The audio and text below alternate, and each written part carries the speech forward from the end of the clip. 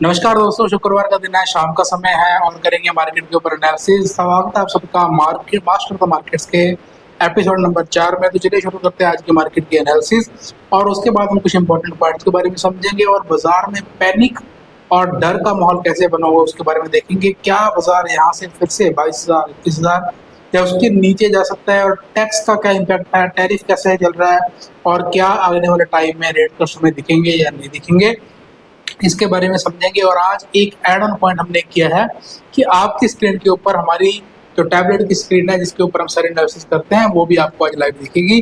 तो that is add on point, हमें बताना है कि आपको हमारा स्टेप कैसे लगा। ठीक है जी, तो चलिए शुरू करते हैं सबसे पहले मार्केट की एनालिसिस। तो आई होप आपको यहाँ पर स्क्रीन जो है हमारी कंप्यूटर सॉरी टैबलेट स्क्रीन आपको दिख रही होगी। तो चलिए इसके ऊपर चर्चा करने शुरू करते हैं। तो सबसे पहले यार ब्रॉडर इंडेक्स को समझेंगे, निफ्टी को देखते हैं सबसे पहले। Just a second. हाँ जी, सबसे पहले देखो निफ्टी को देखोगे, अगर निफ्टी के चार्ट को अगर आप यहाँ पे लगाएं और थोड़ा सा समझने की कोशिश करें डेली बेसिस के ऊपर, तो बाजार यार कंटिन्यूसली हमारा नीचे की तरफ आता हुआ दिखाई दे रहा है। बिल्कुल ब्रूटल शार्प सेलिंग का माहौल है यहाँ पर। बिल्कुल बाजार 200 पॉइंट करता है, 100 पॉइंट करता है, फिर से वॉलेटिलिटी बहुत है। 100 पॉइंट ऊपर, 100 पॉइंट नीचे, 50 पॉइंट ऊपर, 50 पॉइंट नीचे। कारपुट वालों की तो बहुत अच्छे से लगा रखी है मार्केट ने, क्योंकि किसी भी पॉइंट के ऊपर अगर आप कोई सौदा खरीदने या सौदा बेचने की बात करते हैं, वहीं से बाजार उल्टी दिशा में भागना चालू कर देता है। सो तो कॉल पुट वाले भैया लोग तो बहुत ज्यादा परेशान हो रखे हैं यहाँ पर। बट अगर आप ओवरऑल मार्केट की बात करें तो यहाँ पर देखिए पैनिक की सिचुएशन आई थिंक सो क्रिएट हो सकती है। मार्केट धीरे धीरे करके नीचे आ रहा है। तो देखिए सबसे बड़ी प्रॉब्लम ना आपको चार्ट में देखनी देखनी आनी चाहिए, वो ये है कि आप एक पॉइंट को समझ के चले कि कैसे पता लगेगा कि मार्केट में पैनिक हो सकता है या फिर मार्केट में पैनिक नहीं हो सकता। देखिए इसके ना दो पॉइंट है। किसी भी टाइम के ऊपर आप इन दो पॉइंट को अगर समझ जाएंगे तो आपको पता लग जाएगा कि बाजार में शार्प सेलिंग हो सकती है या नहीं हो सकती। देखिए सबसे पहले तो विक्स को समझिए, ठीक है ना। 12 13 10 से 12 10 से 13 का जो विक्स होता है वो इतना पैनिक वाला विक्स नहीं होता है। देखिए सिंपल सी बात है, पैनिक कब होगा? पैनिक तब होता है जब डर लगता है, और बाजार में डर का इंडिकेटर कौन होता है? विक्स होता है। तो अगर विक्स हमारा बढ़ता है तो बाजार में डेफिनेटली हम ये समझेंगे कि धीरे धीरे करके डर का माहौल बढ़ रहा है, लोग और ज्यादा डरना तैयार कर रहे हैं। और जैसे जैसे लोग डरते जाएंगे वैसे वैसे माल बेचते जाएंगे, और एक ने बेचा, एक को देखकर दूसरे ने बेचा, दूसरे को देखकर तीसरे ने बेचा, ऐसे करके चेन रिएक्शन होता है और जिसके कारण बड़ी शार्प सेलिंग देखने को मिलती है। और यही होता है पैनिक सिचुएशन में पैनिक सेलिंग आना। ठीक है, तो देखो इसमें अगर आप चार्ट पे देखें तो देखिए जो जितनी भी रिटेल ऑडियंस इस मार्केट की डिप में घुसी है ना, वो बॉटम पे नहीं घुसी है। जनरली ये होता है कि लोग बॉटम पे नहीं घुसते हैं, नीचे की तरफ जब दाम नीचे का होता है तब लोग एंट्री नहीं बनाते, जब दाम ऊपर चला जाता है फिर लोग लेना चालू करते हैं। और अगर आप यहाँ पे देखिए 22,000 के करीब का बाजार ने लो लगाया है, तो आप इतना तो पकड़ के चलिए कि 23,600, 23,500 या 23,000 इन लेवल्स के ऊपर लोगों ने खरीदारी की होगी। इन लेवल के ऊपर लोगों के पोर्टफोलियो जो आपके बने हुए हैं। तो जैसे ही बाजार इन लेवल्स के नीचे जाना चालू करेगा तो आपको बाजार में पैनिक होता हुआ दिखाई देगा, क्योंकि जनरली होता क्या है कि majority of the retail traders, retail investors डर जाते हैं। बाजार जैसे ही बाजार नीचे आया अपना सौदा काटा और सारा माल बाजार में ऑफलोड कर दिया। जैसे ही आप बाजार में सारा माल ऑफलोड करेंगे वैसे ही पैनिक सेलिंग आ जाएगी। और जो बड़ा ऑपरेटर है, बड़ा गेम खेलने वाला खिलाड़ी है, जो बड़ा इन्वेस्टर है, वो इसी चीज के लिए तैयार होता है कि जैसे ही बाजार में सेलिंग आए, जैसे ही बाजार में शार्प सेलिंग हो, दाम को नीचे किया जाए, वैसे ही सारा माल वो लेकर के अपने घर पे चले जाएंगे और एक रिटेल इन्वेस्टर वहीं के वहीं खड़ा हुए रह जाएगा और देखता रहेगा कि भैया जहां से हमने बेचा वहीं से बाजार बढ़ गया। तो ये कहानी ऐसी नहीं बनी हुई है, this is very factual information about that. ठीक है, यहाँ पर अगर आप चार्ट को भी देखें 24,426 के ऊपर अभी ट्रेड कर रहे हैं। कोई भी बाइंग सेलिंग की जो एडवाइस मेरी तरफ से बिल्कुल भी नहीं है। ट्रेडिंग के बारे में तो बात ही नहीं करता मैं, बात यहाँ पर हो रही है डर की कि डर कब हो सकता है। और देखिए अगर विक्स की बात करें तो 11 का विक्स है। जैसे बाजार नीचे जाता है मेरे हिसाब से अगर विक्स भी बढ़ता है तो I think so it's going to be a better thing for the market. क्योंकि देखो अगर विक्स बढ़ता है, विक्स बढ़ने के बाद सेलिंग आती है, तो इसका मतलब क्या है कि जो हल्के हाथ हैं, जो वीक हैंड्स है मार्केट के, वो निकलना चालू हो गए हैं। और यार एक रोल मैंने अपनी पिछली 3 से 5 साल की जर्नी में देखा है कि जैसे जैसे मार्केट अगर ऊपर बढ़ा है तो सबसे पहले वीक हैंड्स को बाहर निकालेगा, फिर ही बाजार बढ़ेगा। अगर वीक हैंड्स को बाजार वीक हैंड्स को बाहर नहीं निकालेगा तो फिर रैली बहुत लंबी आपकी टिकने वाली है नहीं। तो वीक हैंड्स को बाजार हमेशा निकाल के चलता है। इसकी बहुत अच्छी एग्जांपल मैं आपको देता हूँ। अगर आप निफ्टी आईटी के चार्ट को देखेंगे तो आज से करीबन 1 साल पहले निफ्टी आईटी में मैंने बहुत बड़ी पोजीशन बनाई थी अपनी, और उस पोजीशन में एक ही महीने में 18% के प्रॉफिट्स बने थे हमारे। तो मैं उस चीज को आपको दिखाता हूँ कि हाउ मार्केट्स फूल्स यू, कैसे मार्केट आपको डराएगा, कैसे मार्केट आपको बेवकूफ बनाएगा। अगर आप चार्ट के ऊपर निफ्टी आईटी के चार्ट को डेली बेसिस के ऊपर देखें, एक मिनट जरा लोड होने दीजिए। यस, तो देखिए ये सिचुएशन को जरा गौर से देखिए। बाजार ऊपर से गिरता है करीबन करीबन 38, इस लेवल से देखिए 38,000 से बाजार 36,000, 38,000 से बाजार गिरना चालू करता है। गिरते गिरते मार्केट लोअर लो लगाता हुआ एक बेस बनाता है हमारा 33,200 के करीब। ठीक है, अब 33,200 के करीब मार्केट ने एक अच्छी खासी बेस बनाई हुई है। देखिए जब भी बाजार ऊपर से नीचे गिरता है तो वापस नीचे से ऊपर जाने के लिए बेस का बनना बहुत जरूरी है। अगर बाजार में बेस नहीं बनेगा, it means this is not going to be the lowest point. अभी बाजार और नीचे जा सकता है अगर बेस नहीं बना है। ऊपर बढ़ने के लिए पहले नीचे गिरना बंद करेगा मार्केट, फिर ऊपर बढ़ना चालू करेगा। और यहाँ पर आप चार्ट के ऊपर बहुत क्लियर इंडिकेशन देखिए। सबसे पहले रेंज बनती है, रेंज ऊपर की तरफ ब्रेक होती है, सारे लोगों को यहाँ पे ट्रैप किया गया, लोगों को सारा माल बनवाया गया, जितने लोगों ने माल लिया सबने लेकर बैठा। और वैसे ही उसके बाद इमीडिएटली 3 से 4 कैंडल में सारा माल बिकवाया गया, पैनिक सेलिंग हुई, शार्प सेलिंग आई। अगर आप इस कैंडल्स को देखिए, देखिए ये कैंडल्स क्या इंडिकेट करते हैं कि बाजार में बड़ी सारी विक बनी है बॉटम पे। बड़ी सारी विक बनने का मतलब क्या होता है कि किसी ने बहुत जोर से माल बेचा है, और इतनी और बहुत जोर से जब कोई माल बेचेगा तो बाजार बहुत तेजी से घटता है, बहुत तेजी से नीचे की तरफ आता है। पर यही पॉइंट होता है जहाँ पर बड़ा प्लेयर, बड़ा ऑपरेटर बैठ के सारे ऑर्डर अपने लगाता है, और जो जो माल आप बेचते जाते हैं वैसे ही वो खरीदता जाता है। विक बनने का मतलब होता है कि किसी ने बेचा, किसी ने खरीदा। जितनी बड़ी विक होगी इट मीन्स दैट कि उतना बड़ा खेल हुआ है। किसी ने बहुत ज्यादा बेचा और उसके सामने किसी ने बहुत ही ज्यादा खरीदा है। ठीक है, और retail participant it doesn't have that much power कि वो बहुत ज्यादा खरीदे। इतना बाजार को ऊपर करने की पावर रिटेल में नहीं होती है।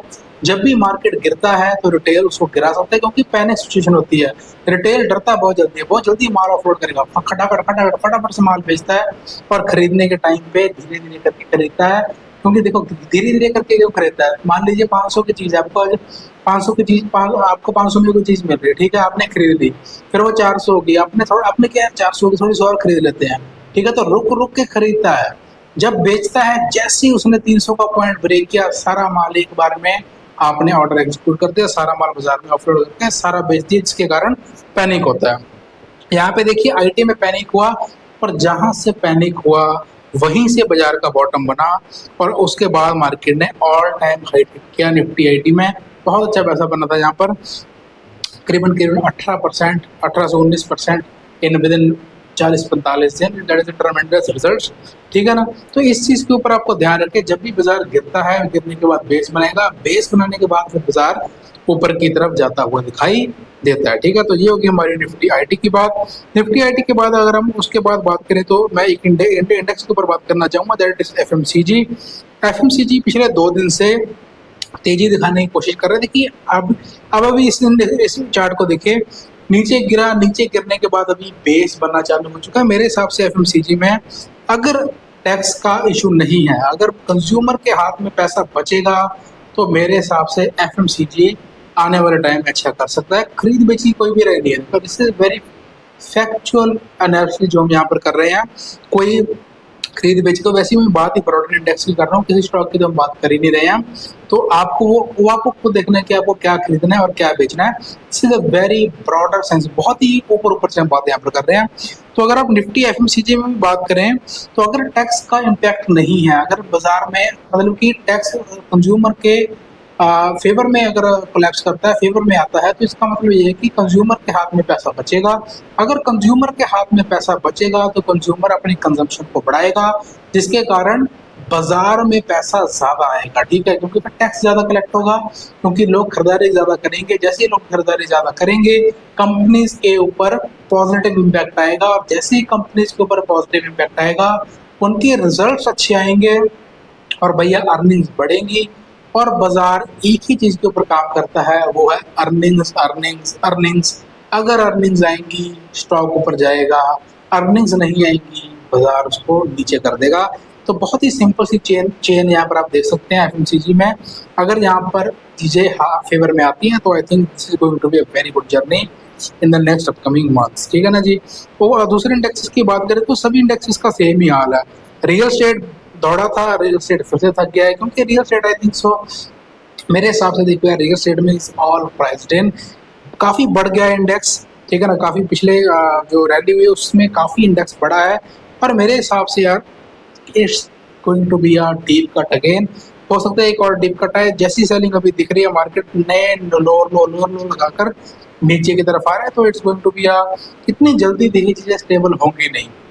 अब देखिए लोगों का एंटीसिपेशन क्या होता है कि यार 2-3 साल बाजार भागा है, अब 6 महीने नीचे आएगा और फिर से 2-3 साल के लिए भागेगा, ऐसे जनरली होता नहीं है। कभी कभी बाजार 4-5 साल भी लगा देता है ऊपर जाने के लिए, और कभी यार 6 महीने में भी ऊपर जाता है। किसी को नहीं पता है कि बाजार कब ऊपर जाएगा, मेरे को भी नहीं पता है, आपको भी नहीं पता, जो टीवी के ऊपर एनालिस्ट बैठा उसको भी नहीं पता है, और जो टॉप लेवल का सब कुछ सर्टिफिकेट्स लेके या डिग्री करके बैठा उसको भी नहीं पता बाजार कब ऊपर जाएगा। इट इज योर जॉब कि आप इन्वेस्टेड रहें। अगर आप इन्वेस्टेड हैं तो इन्वेस्टेड रहें, अगर आप इन्वेस्टेड नहीं हैं तो फिर से इन्वेस्टेड हो जाएं, सिंपल सी बात है। देखिए जनरली क्या होता है कि लोग देखते हैं कि यार अभी बाजार घटेगा, अगर मैं पैसा डालूंगा, और फिर बाजार वहां से और घटता है, फिर वो कहता है पैनिक होता है, फिर पैनिक होने के बाद वो माल बेचता है, बेचने के बाद फिर बाजार ऊपर बढ़ता है, फिर वो ऊपर के दाम के ऊपर फिर खरीदता है। तो इस लूप में आपको फंसना नहीं है। अगर आप इन्वेस्टेड है तो इन्वेस्टेड रहें, बाजार नीचे जाएगा तो और पैसा डालें, सिंपल सी बात, ठीक है ना जी। क्योंकि नीचे के अगर नीचे के ऊपर खरीदेंगे तो ही आपका पैसा बनेगा, ऊपर के दाम के ऊपर खरीदेंगे तो they you are going to make a limited returns, ठीक है ना जी। चलिए, और यार एक सिंपल सी बात है, अगर आप देखो मैं अपनी इन्वेस्टिंग को अगर सबसे सिंपल भाषा में समझाऊँ ना, तो मैं 2 तरीके से इन्वेस्टिंग करता हूँ, और आप भी मेरे हिसाब से इन 2 तरीकों से इन्वेस्टिंग करेंगे तो आपको बहुत अच्छे रिजल्ट देखने को मिलेंगे। फर्स्ट इज शॉर्ट टर्म की इन्वेस्टिंग, दूसरी होती है लॉन्ग टर्म की इन्वेस्टिंग। देखिए शॉर्ट टर्म की इन्वेस्टिंग मतलब 1 साल, 1.5 साल, 2 साल की इन्वेस्टिंग।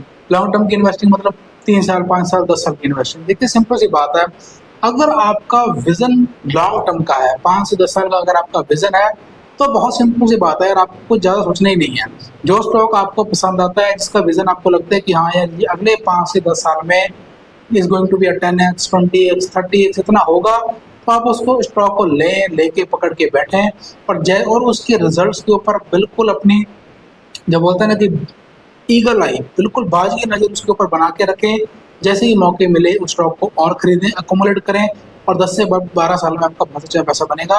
और अगर उसके बाद अगर आपका विजन है शॉर्ट टर्म का, ठीक है ना, छोटी अवधि का विजन है, और एक बात और यार, अगर आपका विजन लॉन्ग टर्म का है, 5 से 10 साल का है, तो कभी भी आप अपने पोर्टफोलियो में सिक्लिकल्स को ना रखें, सिक्लिकल स्टॉक को नहीं रखना चाहिए 5 से 10 साल के लिए। और दूसरी बात क्या है कि उन स्टॉक में पैसा लगाना चाहिए जिसमें आपको लॉन्ग टर्म का विजन दिखे, ठीक है ना। छोटी कंपनी में आई, देखो मैं अपने हिसाब से बता रहा हूँ, मैं छोटी कंपनी लेता हूँ, स्मॉल कैप्स ही लेता हूँ जनरली। अगर मेरा पोर्टफोलियो में अगर हम समझें तो देखिए, पहले तो मेरे पोर्टफोलियो में स्टॉक ही 4 से 5 ही होते हैं, इससे ज़्यादा स्टॉक मैं रखता नहीं हूँ। दूसरी बात है, उन स्टॉक्स में से भी अगर 5 स्टॉक रखूंगा तो 4 स्मॉल कैप्स होंगे, एक मिड कैप होगा, लार्ज कैप मैं रखते नहीं हूँ, क्योंकि लॉन्ग टर्म में लार्ज कैप आपको वही स्टैंडर्ड 15% 10% रिटर्न देगा। अगर आप सोच रहे हैं कि यार मेरा स्टॉक 10x 20x 20 गुना 30 गुना होगा, तो वो स्मॉल कैप ही होगा, लार्ज कैप आपका कभी स्टॉक इतना बढ़ता नहीं है, ठीक है ना। तो अगर आपका विजन शॉर्ट टर्म का है, ठीक है ना, तो देखिए शॉर्ट टर्म में अच्छे स्टॉक खोजने का बहुत अच्छा मेथड होता है। वो होता है कि आप अपनी नज़र बनाए रखें गवर्नमेंट के ऊपर आपकी निगाह होनी चाहिए। अगर गवर्नमेंट आपको कुछ ऐसा इंडिकेशन देती है कि भैया मैं डिफेंस में पैसा डालूंगी तो डिफेंस का स्टॉक बढ़ता है, अगर आपको लगता है कि गवर्नमेंट बोलते हैं मैं रेलवे में पैसा डालूंगी तो रेलवे का स्टॉक बढ़ता है, अगर गवर्नमेंट बोलते हैं कि इंफ्रा में पैसा लगाएंगे तो इंफ्रा का स्टॉक बढ़ता है। तो जिस भी डायरेक्शन में गवर्नमेंट अपना एक्स्ट्रा फंड, देखिए हर साल डिफेंस में पैसा आता है, इस साल क्या नया आया है जिसके कारण बाजार एक पावरफुल इम्पैक्ट दिखाए, बड़ा इम्पैक्ट दिखाए, तो उसके ऊपर मेरे हिसाब से शॉर्ट टर्म में इन्वेस्टिंग की जा सकती है और अच्छे रिटर्न्स भी आपको देखने को मिलेंगे। सिर्फ चार्ट के ऊपर फोकस ना करें। देखिए मैं भी अगर इन्वेस्टिंग करूंगा तो मैं कभी भी चार्ट को देखता ही नहीं हूँ। देखिए बहुत सिंपल सा मेथड है मेरा इन्वेस्टिंग करने का। सबसे पहले बिजनेस अच्छा होना चाहिए, जो बिजनेस मैं सोच रहा हूँ वो वैसा होना चाहिए। उसके फाइनेंशियल्स ग्रोइंग स्टेट में होने चाहिए, ग्रोथ होनी चाहिए। और अगर वैल्यूएशंस मेरे हिसाब से है तो आई डजंट केयर कि बाजार के चार्ट में वो कहाँ पे खड़ा हुआ है, ठीक है ना। स्टॉक किसी भी लेवल के ऊपर खड़ा हुआ, ब्रेक डाउन पे खड़ा हुआ हो तो भी मैं ले लूंगा, ब्रेक अप पे खड़ा हो तो भी मैं ले लूंगा। जिस भी लेवल पे ऊपर अगर स्टॉक खड़ा है, अगर वो मेरे कंडीशंस को पास करता है तो मेरे को लेना है, और नीचे जाएगा तो फिर और लेना है, ठीक है ना। तो शॉर्ट टर्म की सिंपल सी बात है, गवर्नमेंट के ऊपर ध्यान रखिए, क्या गवर्नमेंट नया ला रही है, और उसके ऊपर ही स्टॉक्स आपकी रैली करते हुए नजर आएंगे। और कभी भी सिक्लिकल्स को स्टॉक्स को ऐड ना करें।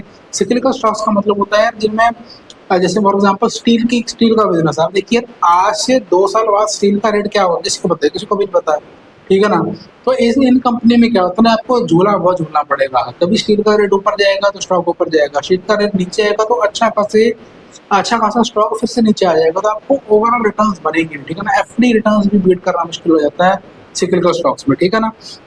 और दूसरी मैं बात करूंगा कि कभी भी लॉन्ग टर्म में ऐसे स्टॉक में ना रखे जिनके पास रेकरिंग रेवेन्यू नहीं आएगा। देखिए रेकरिंग रेवेन्यू को भी समझे, बहुत इंपॉर्टेंट बात है। फॉर एग्जांपल आप देखिए, हम यहाँ पर एक स्टॉक को देखते हैं, let's take a stock of Cochin Shipyard, ठीक है ना।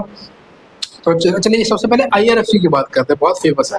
आईआरएफसी के ऊपर अगर आप नजर डालेंगे तो देखो, आईआरएफसी के ऊपर अगर आप नजर डालेंगे तो इनके रिजल्ट्स के ऊपर नजर डालो, ठीक है ना। जून 2022 में 5600 करोड़ का रेवेन्यू, और आज जो रेवेन्यू करंट चल रहा है वो है करीबन 7,000 करोड़ का रेवेन्यू, तो 1400 करोड़ की ही यहाँ पर ग्रोथ हुई है।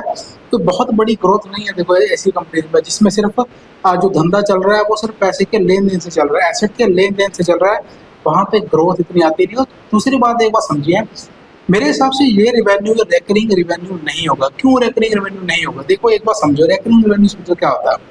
रेकरिंग रेवेन्यू का मतलब होता है वो पैसा जो आपकी कंपनी में एक बार तो आ गया बट वापिस दोबारा नहीं आएगा। कैसे समझे? फॉर एग्जांपल लगा लो यार, तुम्हारी यार मिठाई की दुकान है, ठीक है ना। तुमने एक मिठाई की दुकान डाली है, तुम्हारी मंथली सेल 10 लाख रुपए की होती है, ठीक है।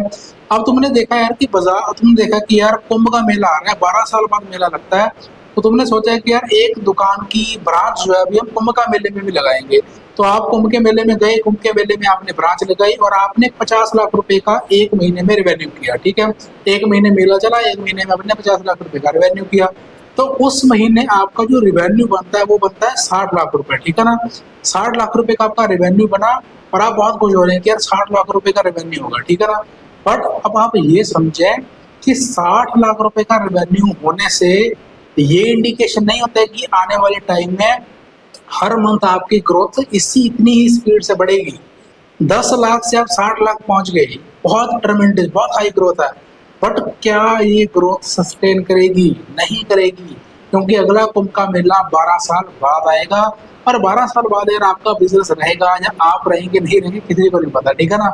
तो ऐसे स्टॉक में पैसा ना डालें लॉन्ग टर्म के लिए जिसमें रेकरिंग रेवेन्यू नहीं है। आप देखिए आईआरएफसी की बात भी करें तो धंधा क्या है आईआरएफसी का? सिंपल सी बात है, आईआरएफसी पैसा लैंड करेगा दूसरी कंपनी से, बॉन्ड्स इश्यू करेगा, इंश्योरेंस कंपनी के पास जाएगा, ठीक है, स्टॉक मार्केट में आएगा, लोन्स लेने के लिए बैंक के पास जाएगा, पैसा उठाएगा, उस पैसे से रेलवे के ट्रैक्स बनाएगा, वैगन्स बनाएगा, कोच बनाएगा, इंजन बनाएगा, और ये सभी चीजें बनाकर रेलवे को रेंट पे दे देगा, लीज पे दे देगा।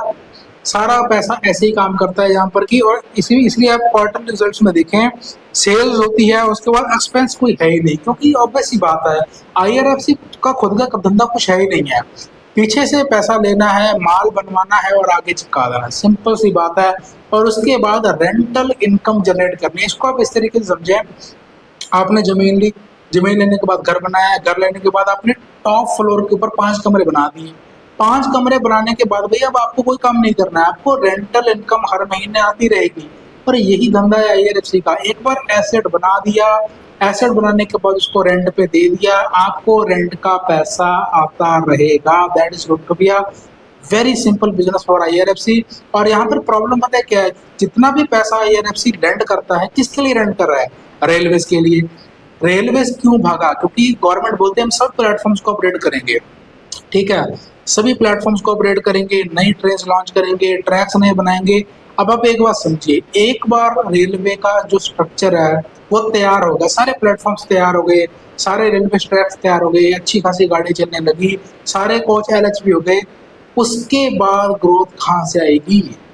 उसके बाद कौन पैसा डाल रहा है भाई? उसके बाद गवर्नमेंट बोलेगी कि अभी हमने डेवलपमेंट कर दिया है, अब सिर्फ मेंटेनेंस करना है, और मेंटेनेंस करने के लिए कभी भी आईआरएफसी आगे आएगी नहीं, मतलब करेगी बट उस लेवल के ऊपर हमारा काम नहीं ना होगा। कहीं तो आपको हर महीने हर साल 500-500 600 करोड़ का प्रॉफिट बच रहा है, या फिर आप बोल दीजिए 1700 करोड़ का प्रॉफिट बच रहा है इस बार, ठीक है ना? आने वाले टाइम में बचने वाला नहीं है, क्योंकि बिजनेस मॉडल ऐसा है ही नहीं कि रेकरिंग रेवेन्यू दे। ये होते हैं शॉर्ट टर्म के स्टॉक्स, ठीक है ना? पता लगे कि रेलवे में पैसा आ रहा है तो रेलवे में आपको पैसा डालना चाहिए, मैं नहीं कह रहा आईआरएफसी में डाल दो।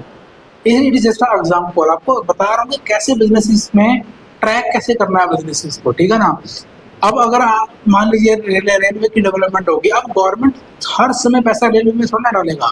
अब आने वाले टाइम में कोई और ऐसा सेक्टर होगा जो रेलवे जैसा जिसमें डेवलपमेंट होनी है। फॉर एग्जाम्पल ले लेते हैं, गवर्नमेंट बोले कि यार हमको हर सिटी में मेट्रो चाहिए, फॉर एग्जाम्पल मान लेते हैं, तो भैया मेट्रो बनाने के लिए जो भी कंपनी होगी फिर गवर्नमेंट उसके पास जाएगी, या फिर गवर्नमेंट बोले कि भाई मेरे को तो हर सिटी में 5G चाहिए, ठीक है ना? बीएसएनएल को मैं इतना स्ट्रॉन्ग बना दूंगी कि इतना फास्ट चलेगा कि पूछो मत, तो फिर बीएसएनएल वाले जो स्टॉक भागेंगे, एयरटेल कंपनीज भागेंगी, ठीक है ना? एयरटेल हो गया, जियो हो गया, फिर ये कंपनी दौड़ लगाएंगी, समझ गए? तो आपको ग्रोथ को देखना पड़ेगा कि यार ग्रोथ कहाँ पे आ रही है। सिमिलरली ये आईआरएफसी के एग्जांपल, अब अभी अभी आप आरबीएनएल के एग्जांपल ले लीजिए, या फिर आप कोचिन शिपयार्ड के एग्जांपल ले लीजिए, दे ऑल आर सिक्लिकल्स। ये सभी सिक्लिकल्स गेन में इनके जो ग्रोथ अभी आ रही है, मेरे को लगता है कि ये ग्रोथ फ्यूचर में आपके सस्टेन करेगी। और यार देखो इसमें क्या बोलते हैं हम, कोचिंग शिपयार्ड में देखो ईयर ऑन ईयर देखते चलो, देखो ईयर ऑन ईयर देखो 2014 में करीबन करीबन 1800 करोड़ का रेवेन्यू, और आज रेवेन्यू कितना है 4500 करोड़ का, तो बहुत बड़ी ग्रोथ यहाँ पे भी नहीं है। अगर आप क्वार्टरली रिजल्ट्स के ऊपर भी बात करें तो 440 से बढ़ के अभी हम 1651 चले गए, और 1651 के बाद हम 977 पे आ चुके हैं। बहुत शार्प डिक्लाइन है। क्यों डिक्लाइन है? क्योंकि गवर्नमेंट पैसा नहीं डाल रही, समझे? ठीक है ना? तो ये आपको देखना होगा। देखिए कुछ स्टॉक्स बहुत बढ़ते हैं, बहुत बढ़ने के बाद बहुत घटते हैं, और बहुत घटने के बाद घटे ही रह जाते हैं, ठीक है ना? वो कौन से स्टॉक होते हैं? वो वही स्टॉक होते हैं जिनमें रेकरिंग रिवेन्यू नहीं होता है। अभी एक और एग्जांपल लेके बताता हूँ, पूरा क्लियर कर दूंगा आपको, ठीक है? आप एक और एग्जांपल ले लीजिए ट्राइडेंट का, ठीक है? ट्राइडेंट का एग्जांपल लीजिए, कपड़े का काम, देखो फाइबर का काम, ट्राइडेंट का काम देखते, देखो ट्राइडेंट को समझो। अभी मैं इसका चार्ट आपको खोल के दिखाता हूँ। वाई एम सेइंग दैट कि ट्राइडेंट ही क्यों, आपको 1 मिनट में समझ आ जाएगा, ठीक है? देखो अभी आप ट्राइडेंट के चार्ट को स्क्रीन के ऊपर देखिए, इसको मंथली कर देते हैं क्योंकि इतना छोटा देखने की जरूरत ही नहीं है। अब देखिए ट्राइडेंट के चार्ट को देखें, अगर हम ट्राइडेंट के चार्ट को काफी पीछे से देखें, कौन सा ईयर है ये? ईयर तो नहीं दिखा रहे, काफी पुराना चार्ट आई थिंक सो ये, ठीक है ना? तो अरे रुको रुको रुको, एक मिनट, दिस इज टैब। देखो अगर आप यहाँ पे ट्राइडेंट को देखो तो सालों साल जीरो रिटर्न्स, कोई रिटर्न्स नहीं, स्टॉक ऊपर जा रहा है, नीचे आ रहा है, ऊपर जा रहा है, नीचे आ रहा है। बड़ा कब बढ़ता है स्टॉक? स्टॉक बढ़ा हमारा 2020 में, अगर यहाँ पे दिखाई नहीं दे रहा है अच्छे से, रुको मैं दूसरे जगह के ऊपर यहाँ पे लॉग इन करते हैं तो वहां से भी आपको अच्छे से दिखेगा। यहाँ पे देखते हैं, ठीक है? ट्राइडेंट को देखें, ट्राइडेंट, ठीक है? इसको देखते हैं। आजा भाई, क्या हो गया? निफ्टी के ऊपर अटका पड़ा जी, ठीक है? आप देखिए ट्राइडेंट को देखो, यहाँ पर 1 मिनट लोड हो जाने दीजिएगा, बहुत स्लो हो गया सिस्टम हमारा यार। खुल जा खुल जा खुल जा, ठीक है? देखो ट्राइडेंट में क्या हुआ कि सालों साल जीरो रिटर्न्स, कोई पैसा बना के नहीं दे रही कंपनी, जहां से शुरू हो रही है वहीं से खत्म हो रही है। बड़ी कब? जब 2020 में कोविड आया, ठीक है ना? कोविड के टाइम पे के ऊपर ट्राइडेंट बढ़ता है। क्यों बढ़ता है? क्योंकि भर भर के मास्क बिके, भर भर के सैनिटाइजर बिके, भर भर के क्या बोलते हैं वो नैपकिन बिके, जो भी चीजें एक प्रोटेक्शन में आती थी, मास्क प्रोटेक्शन में, ये सब भर भर के बिका। और बेचा किसने? बेचा ट्राइडेंट ने, ठीक है जी? बेचा ट्राइडेंट ने। देखिए अब सालों साल को देखिए, इसमें 2009 से शुरू कर लीजिए आप, 2005 से शुरू कर, 2003 से शुरू कर लो, जहाँ से आईपीओ आया 2003 से शुरू करते हैं। प्राइस कितना था भैया? ₹1.50। और बढ़ बढ़ के स्टॉक कितना बड़ा भैया? रुक जाओ, बढ़ बढ़ के स्टॉक 2020 तक ₹4.85, 4 गुना ही हुआ मात्र। कितने साल लग गए? 2003 से चालू कर रहा हूँ, 17 साल लग गए। जब कोविड आया, सिचुएशन बदली, रेवेन्यू बूम हुआ, भर भर के ऑर्डर आए, तो देखिए स्टॉक प्राइस आपका ₹5 से उठा और ₹62 का हाई हिट किया। चलो 5 से लेके 50 पकड़ लो, 10x हुआ। उसके बाद क्या हुआ? उसके बाद 2020 के बाद एवरी स्टॉक ने, हर स्टॉक ने रैली किया, हर स्टॉक 2 गुना, 3 गुना, 4 गुना, 5 गुना, 10 गुना हुआ। Trident is down almost 50% from the top. कब से? कब से? कब से? 2021 दिसंबर से। जैसे ही कोरोना खत्म हुआ, कोरोना का टाइम थोड़ा ठंडा हुआ, सारा का सारा बवाल जो था ट्राइडेंट का बाजार में उतार दिया, स्टॉक को नीचे कर दिया। ₹62 का स्टॉक आज भी 27 के ऊपर ट्रेड कर रहा है, क्योंकि जो रेवेन्यू आया ट्राइडेंट का, that is not going to be converted to a recurring revenue. थोड़ा इसका रेवेन्यू देखते हैं, बहुत अच्छे तरीके से समझा रहा हूँ। देखो इतने अच्छे तरीके से तुमको समझाएगा नहीं कोई भी। ट्राइडेंट को देखो, ट्राइडेंट, यार वीडियो थोड़ा लंबा हो गया, सॉरी फॉर दैट, बट यार ये लास्ट चीज इसको कवर करके बंद करेंगे, ठीक है ना। देखो ट्राइडेंट को देखिए जरा पे, अगर हम ट्राइडेंट को थोड़ा सा खोले, ये देखो यहाँ पे ट्राइडेंट को देखो, 2019-2020 में रेवेन्यू देखो 5200 करोड़, 4700 करोड़, और उसके बाद और भी रेवेन्यू बढ़ता जा रहा है। बट यहाँ पर क्या प्रॉब्लम है कि यहाँ पर आपका जो ओपीएम है, ऑपरेटिंग प्रॉफिट मार्जिन, देखो मार्च में कितना बचा? 983 करोड़। मार्च 2020 में कितना बचा? 846 करोड़। उसके बाद 1520 करोड़ भी बचा। बट उसके बाद चीजें थकनी चालू हो गई हैं, जिसके कारण ट्राइडेंट जैसा स्टॉक फिर वापस बढ़ ही नहीं पाया, ठीक है ना। अभी आप क्वार्टरली रिजल्ट्स के ऊपर भी बात करेंगे तो ग्रोथ ही नहीं है। ट्राइडेंट का 2022 का बिजनेस 1680 करोड़, ट्राइडेंट का जून 2025 का बिजनेस 1700 करोड़, तो ग्रोथ तो है ही नहीं।